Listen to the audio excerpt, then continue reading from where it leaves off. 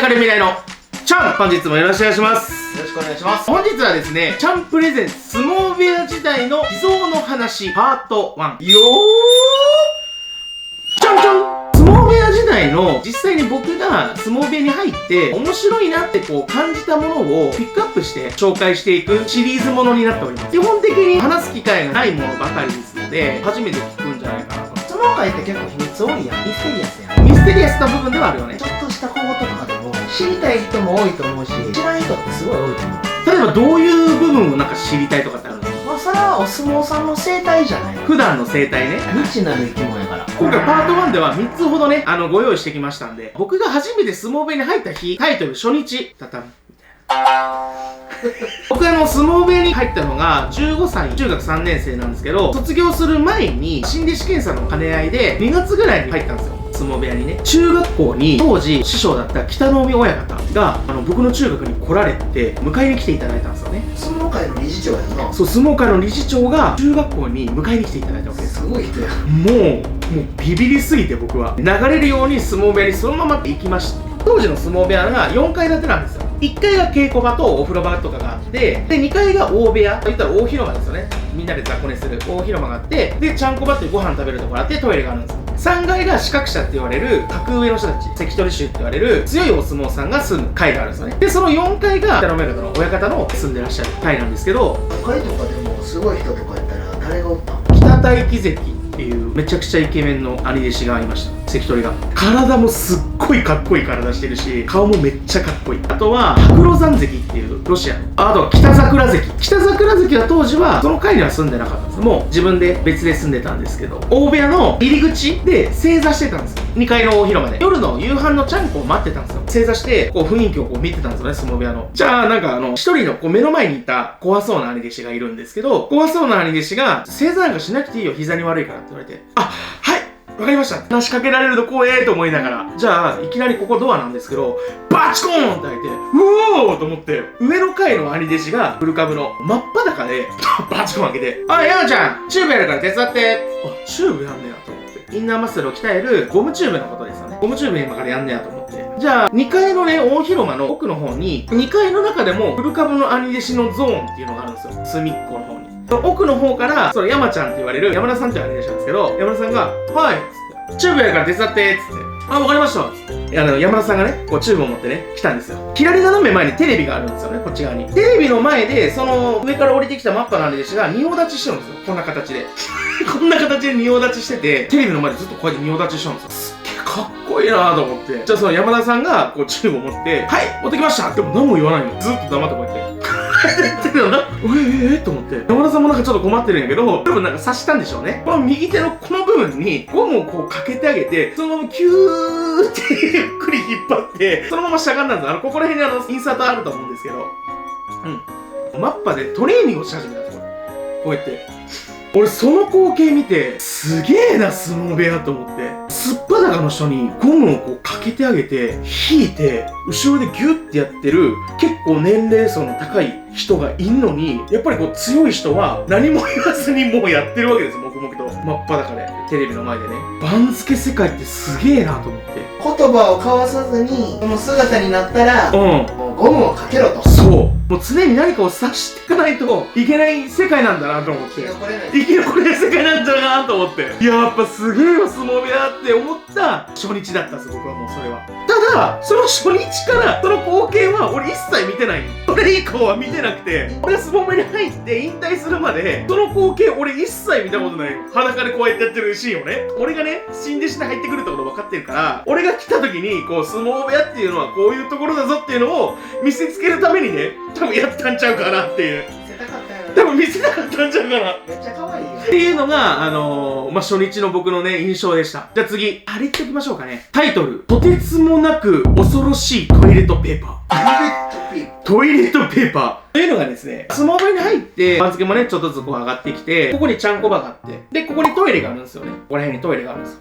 大部屋ってちゃんこ場ってトイレがあるんですよ。大部屋ってちゃんこ場のこの入り口の扉があるんですけど、横開きの扉があって、そこの入り口付近に僕はこう寝てたんですよね。布団を引いて。僕のテリトリーみたいな感じになっとったんですよ。領域を展開してるわけですよ。まあそういうわけではないんですけどね。つ伏せで布団を引いてね、PSP のモンスターハンターやってたんですよ。イヤホンつけながら黙々とやってたんですよ。ほんじゃなんかめちゃくちゃ左の耳だけがくすぐったいんですよ。何やろうなと思って、パッて左見たら、目の前真っ白なんよ。真っ白やん。何と思って。何と思ってパッて見たら、扉閉まってんのに、トイレットペーパーがカラカラカラカラカラカラカラカラカラカラってなんか流れてんよ。こっち側にね。トイレットペーパースルスルするからくすぐったくて。で、何やねんとパッて見たら、当時、うちの部屋には、各界で、もう誰でも知ってる。相撲好きの人でしたら。各界で一番大きい、1メーター90センチの体重が290キロある、ロシアとモンゴルのハーフのオーロラさんっていう方が、こう歩いてたんですよ。こっちをね。ただ歩いてるだけじゃなくて、パンツにトイレットペーパーを挟んだ状態で歩いてたんですよ。オーロラさんがトイレからトイレットペーパーを引きずってきたわけですよ。パンツに挟んで。一回も切れずに。オーロラさん、パンツにトイレットペーパー挟んでますよって言ったら、何うわー、すごいなーとか言って。かわいいな。それは可愛かった、めっちゃ。すごいなーって言って。いや、すごいけど、トイレットペーパーもすごいから、一回も切れずに来てるからね。トイレットペーパーすごいのが、まずトイレのドアも閉まってたんですよ。トイレのドアも閉まってて、ちゃんこ場に入るトイレとちゃんこ場の入り口のドアも閉まってるんです。ちゃんこ場と大部屋のドアも閉まってるのに、一つも切れずに綺麗にカラカラカラカラカラカラカラって持ってって、絶妙な隙間を挟んでね。オーロラさんのね、技が炸裂したよ。トイレットペーパーってこんなに切れないもんなんだなっていう。力士ってなんか、まあ怖いイメージもあるけど、結構お茶目よな。結構お茶目。防御力の塊、体がこう強すぎて、外的障害に気づきにくいんですよね。力士はお茶目だと。お茶目です。最後のね、3つ目。タイトルが、ロックマン。ロックマン。僕の兄弟子で、僕の1個上の兄弟子でね、なぜかわからんけど、ロックマンってあだ名をつけられてる兄弟子がいてたんですよ。もう俺はもうそれが不思議すぎて、俺もうゲームでやってたから、小学校の頃これやな。たまにね、こう、相撲部屋で、ちゃんこ場で、お相撲さんで、こう、飲む時があるんですよ。わちゃわちゃ騒ぎながらね、お酒を飲んだりとか、する時があるんですけど、ちょっと僕も酔っ払っちゃって、気になりすぎて、そのロックマンっていうあだ名の兄弟子に、ちなみになんでロックマンなんですかってこう、聞いた時があったんですよね。兄弟子も何も怒らずに、お酒も入ってるこうブレーコの場だったんで、お前それ聞くかって言われたのよ。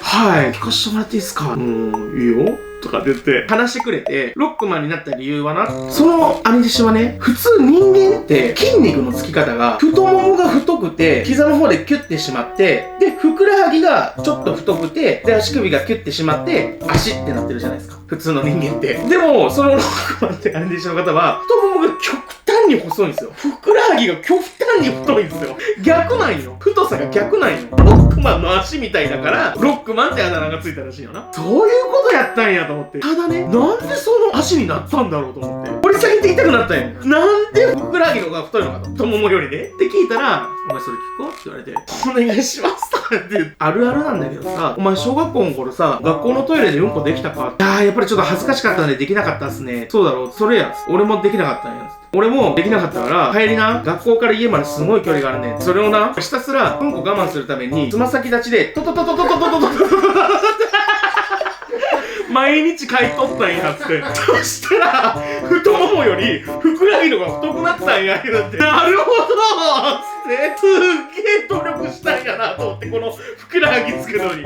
すんごい筋肉だと思う。ふくらはぎだけバッチバチで、うんこを我慢するためだけに作られた、もう画期的なふくらはぎやったからね。うんこを我慢しすぎて、つま先立ちで、早足で、すごい、距離を毎日変えてたから、そのふくらはぎになったと。ふくらはぎがマックスになって、その見た目がロックマンはい。いや、本当にね、こういったね、面白い話がね、あるんですよ。相撲部屋には。たくさんね。今回パート1をお話ししたんですけど、パート2では、タイトルだけで言うと、北の海部屋に行ったんですけど、北の海部屋七不思議っていうのがあって。気になる。めっちゃ気になるでしょ？これ次回お伝えしますから、お話ししますから。北の海部屋七不思議は、ほんまにおもろいから。ほんまにおもろい。これね、七不思議はもうほんまに、もう誰も解明されてない都市伝説やもん。力士全員、その北の海はね、なんでかなーっていう。兄弟子も、新弟子も全部含めて、みんなでなんでやろなーって思う、七不思議があるんよ。北の海は七不思議。それをね、次回のパート2でね、ちょっとお話ししていこうかなと思いますので、皆さん、楽しみにしててください。第1回はお茶目編ということで。そういうことです。まあ僕らは別に相撲をメインにしてチャンネルをね、やってるわけではないんですけど、たまにこういう動画もアップしていきますんで、こういったものを見てね、相撲に興味があるとか、相撲部屋ってなんか面白そうだな、人生で一肌咲かせたいなって、ちょっとでも思った人はね、相撲部屋はおすすめです。面白いと思ったことはな、どんどん動画にしていったらえうん。じゃあ以上でね、相撲部屋時代の秘蔵の話、パート1、これにて以上なり。また第2回でまたパート2でお会いしましょう。D 明るい未来、チャンネル登録、よろしくお願いします。よろしくお願いいたします。では、また次回。